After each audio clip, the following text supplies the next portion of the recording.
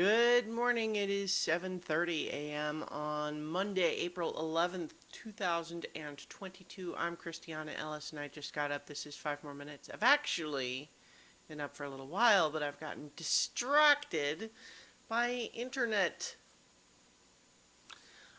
It started with just a quick check of the big headlines, which turned into reading a profile about Fiona Hill, who is a Ukraine advisor to many presidents, which I read about half of, and then somewhere along the lines it transitioned around to reading an article about, like, I can't even remember all of the in-between points, but most recently the thing that I just closed before opening this video is an article about the endings of the video game The Witcher 3, in particular being talked about because there's people are looking ahead to a possible Witcher 4, in which case it raises the question, given that there were multiple endings to The Witcher 3, which one would be canon?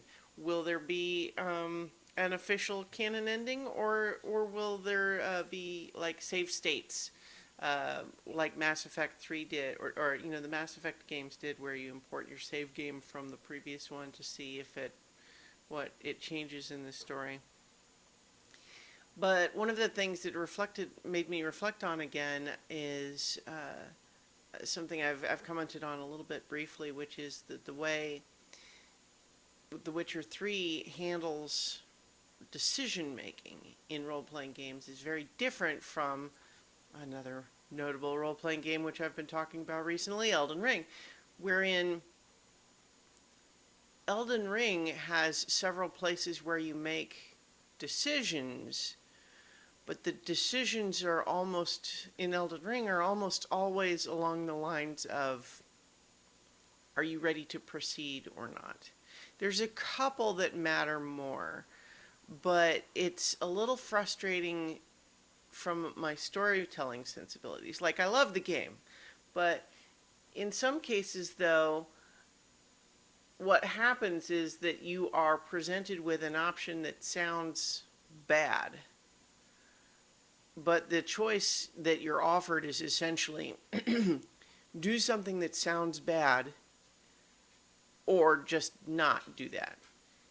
And if you don't do that, then you have chosen to not engage with that quest line, which might mean that you just close the door to a whole interesting regional area. Like, in particular, there's one where basically you don't even realize this necessarily up front, but in order to fight one of the game's demigods, you essentially have to become effectively a bounty hunter, where you're hunting down other people like yourself, essentially, so-called tarnished. And you have to do that in escalating side quests until you can access that boss and try to fight them and do that fight. But it's explicitly presented when they make the offer that this is something that many people see as contemptible, that you would dare hunt other tarnished.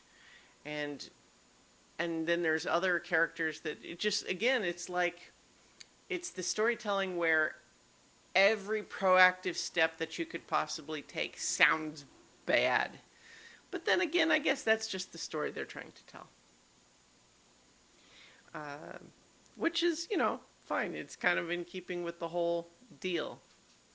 I mean, in principle, the whole premise of the game is you essentially trying to become effectively the new god of this strange world. The Elden Lord, so to speak. Rocket! He's whining at the door because he hears the custodian out there, and that's his friend. In any case, so the idea that, your character is presumptive enough to say, yeah, you see all of this entire, land that's like this, I should be in charge of that, and no matter who or what has to die or be destroyed, I'm going to do that. I mean, that's a pretty, like,